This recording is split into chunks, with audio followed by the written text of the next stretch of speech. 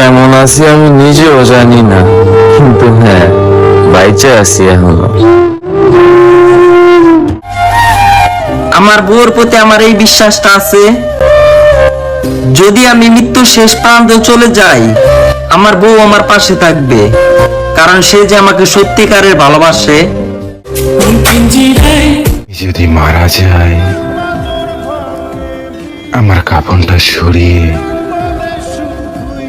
তুমি একবার দেখে নিও, তুমি কতটা কষ্ট আমাকে দিয়েছো, কতটা যন্ত্রণা দিয়েছো। সময়ের সাথে সাথে সবকিছু বদলে যায়, তাই মানিয়ে নিতে হয়।